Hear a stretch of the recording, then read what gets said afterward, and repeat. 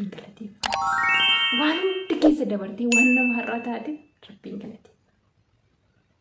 Kanaafiyyuu aniin kun waan hundi keessa darbee umrii koo kanaa wanti ani hin argine hin jiru, wanti ani hin ta'in hin jiru. Garuu rabbiin kana hunda keessa na dabarsee nama har'aa kan na taasise guddiseen galateeffadha. Yeroo hundumayyuu jechuudha. Yeroo baay'ee namoonni baay'een yeroo waa'ee amantaa namni dubbatu yeroo ani aaru maaliif aartaa ati nama miidiyaa miti? Waan irraa beektu irraa dubbattee deebisuu qabda malee aaruu qabda naan jedhu. Garuu ani waan na aarsatu jira. Ani waan keessa koo na guutu jira yeroo namni akkasitti dubbatu jechuudha. Kanaafiyyuu obboleessa koo obboleettii koo seenaa kee odeessuu dhiisitii jechuudha. Waan keessa dabarte hundumaa rabbiin gala. Yoo yaa ashama harka fuunee kabajamtootaa fi hordoftoota chaanaala Tsiggeen kan jedhamu jalatti argamtan akkam jirtan fayyaa keessanii nagaa miti. An nagaa fuutti galata rabbii isinis akka nagaa qabdan abdiin qaba rabbiin biraahe har'as dhufeen jira. Egaa wanti ani qabadee dhufe immoo guyyaa irraa guyyoota biraa yookiin yeroo darban dursa keessatti wantoota isin gammachiisanii fi wantoota isin hedduu bohaarsan qabadee dhufa. Har'a immoo yaadannoo muraasa wayii isin wajjiniin haasa'uudhaaf hin dhufe jechuudha. Yaadannoo yookiin immoo mudannoo yeroo dargaggummaa keenya yookiin yeroo daa'imummaa keenya akkasa isiniin jedha. Because namoonni baay'een yeroo akkasitti qaama namaa ilaalanii daa'ima kana jechuudha kan jedhantu jira jechuudha. Because ani daa'ima miti, ani baay'ee nama guddaadha jechuudha. Jaartiidha, haadha soddaati. Haadha ilmaan meeqati. Egaa namoonni hin beekne asumaan baraadha. Warri immoo na amanuu dadhabdanii guyyaa tokko qomna garaan piroogiraamii godhadhee raawwadheetiin maatii koo waliin illee wal isin barsiisaa jechuudha. Because namoonni baay'een Tsiggeen daa'ima hin qabdu, Tsiggeen haadha manaa miti yookiin immoo abbaa manaa hin qabdu kan jettanii yaaddanirra jiraachuu dandeessanii. Because ani haadha ijoollee sadiiti jechuudha. Galata rabbii. Haadha ijoollee sadiiti. Rabbiin haa galateeffamuuti. Kanattaan immoo jechuudha ijoollee kan koommoo guyyaa biraa isin barsiisuu hin danda'a rakkoo hin qabuuti. Isinan barsiisaa qaamanillee yoon dhiyeenyatti isin argisiisuu baadhee yookiin sagalee isaanii yookiin immoo bifa viidiyoo adda addaatiin isin argisiisuu danda'a jechuudha. Akkasuma kanattaan har'a wantoota bara daa'imummaa kootii dabarse yookiin immoo bara dargaggummaa kootii keessa darbeetoo dhufe isinitti odeessaa jechuudha. Akkasuma yookiin immoo namoonni baay'een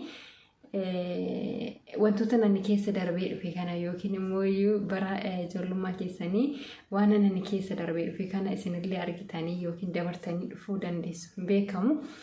Kanaafiyyuu walumaan yaadataa, walumaan haasaa, walumaan itti bu'aarra seenaa bara darbee keessaa jechuudha. Maalan yaadadhaa, maalan hin yaadannee, maalan dagadhee, maalan hin dagannee kan jedhu waa hedduutu jira jechuudha.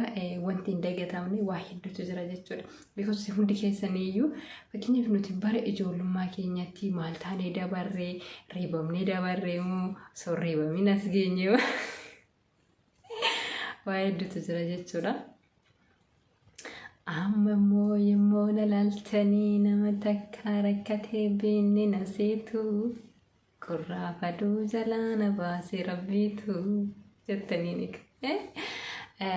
kanaafiyyuu namoonni baay'een jechuudha yeroo akkasitti wal ilaallu amma nama takka rakkina argee hin beekne walitti fakkaachuu dandeenya jechuudha.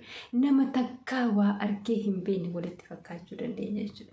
Garuu namoonni hedduun keenya harka 100 keessaa yoo harka 2 yookiin 3 osoo rakkina hin argin umuriin isaa waggaa 15 yookiin waggaa 20 yoo hin ga'u jechuudha osoo rakkatin jechuudha. Batalee jechuudha namoota qabeenya qaban, namoota maatiin isaanii qabeenya qabanitu rakkina arga jechuudha. Baay'inaanii namoota maatiin isaanii qabeenya taamidha jedhanii eeganii ilmaan isaanii yookiin isaanummaa namatti mataan isaanii rakkina yeroo arkan yeroo rakkatan argina jechuudha. Rakkina yeroon isiniin jedhu rakkinni waan nyaattu dhabdee qofa miti, waan dhabdee qofa miti, daartee qofa miti, uffata dhabdee qofa miti jechuudha. Rakkinni qabeenya qabaachuun kee mataan isaa rakkinadha jechuudha. Qabeenya qabaachuun kee mataan isaa rakkina cimaadha. Hin qabda yoo taate warra hin qabne sanaa caalaatti rakkatta jechuudha. Akkan ani yaadutti warra hin qabne sanaa olitti rakkatta. Maaliin rakkinni si rakkisu sun yoo ta'e yoo sitti himuuf jedhe yookiin immoo yoo si yaadachiisuuf jedhe yookiin immoo yoo siif ibsuuf jedhe wanti si rakkisu suni waan nyaattu dhabdee hin rakkattu, waan uffattu dhabdee hin rakkattu, waan ittiin gadi baatee adeemtu dhabdee hin rakkattu. Wantoonni si rakkisan waa hedduutu jira. Qabeenya qabaachuu qofa miti namni kan ilaalu jechuudha. Tokkoffaa immoo ijoolleen tokko tokko maatiin keenya abtaamiidha kan jedhanii jiran jechuudha.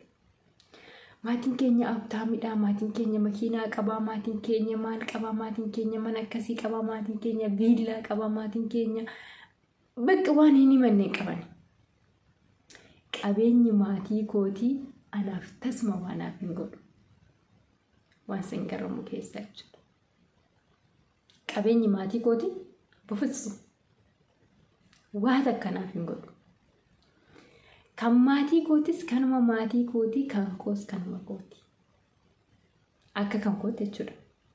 Akka kan kootti kan maatii kootis qabeenyi maatii kootis kanuma maatii kootiiti. Kan koos kanuma kootii. Egaa aniin kuni waa hedduu keessa darbee as ga'e. Waa hedduu keessa waan namni keessa hin darbine keessa darbee as ga'e. Haa ta'u maalidha namaa miti naan jechuun keessa ni oolu. Because yeroo tokko tokko yeroon of ilaalu yeroon seenaan keessa darbee yaadadhu, yeroo waanan keessa darbee dhufe yaadadhee dudduuba deebi'ee wantoonni sun yoo natti yaadatamani ani namumaa yeroo jechuuf hin jedhatu jira jechuudha. Ani isheedhuma kaleessaa sanaa yeroo ittiin of hin jedhatu jira jechuudha. Namoonni baay'een tarii amma yeroo na laaltanii nama waan qananii keessa darbee dhufe isinitti fakkaachuu danda'a. Nama akkas bashaadee as ga'e isinitti fakkaachuu danda'a. Abadan. Waa hedduu keessa nama darbee dhufedha. Waa hedduu keessa. Seenonni yeroo darbe keessa muraasa isaa irraa haasa'aa ture. Harka 100 keessaa 50 seenaa anaan wal qabatanidha. Viidiyoon kana dura ani wantoota seenaa jedhee irratti haasa'aa ture. Harka 100 keessaa 50 seenaa kootii wal qabata. Kanaaf iyyuu namoonni baay'een keessanii namoonni seenaa qabdan, namoonni seenaa jedhee keessan isin dhukkubsaa jiru akkuma kan koo qabaachuu dandeessu. Garuu rabbii keessaniin galateeffadha. Kan waa sana hunda keessa dabarsee fidee har'a asiin isin gahe. Har'a nama galataa isin taasise isin dhaabachiise. Har'a nama jiraatu isin taasichiise isin dhaabachiise. Rabbiin galateeffadha. Maal ofitti gadditu dhaabattani? Maal ofitti gadditu dudduuba keessa yaadattani? Yaadatina isa darbe. Wantoota balleessite yookiin immoo wantoota tolchites yeroo dugda kee duuba deebitee waan yaadattu yoo ta'e akka waan amma balleessaa sana balleessaa jirtutti akkasii lakkaa'amu beektaa. Kana hin beekta yoo taate obboleessa koo obboleettii koo seenaa kaleessa darbe yaadatte maa hubatta? Seenaa kaleessa darbe yaadatte maaliif boossa? Seenaa kaleessa darbe yaadatte maaliif ofitti gaddita?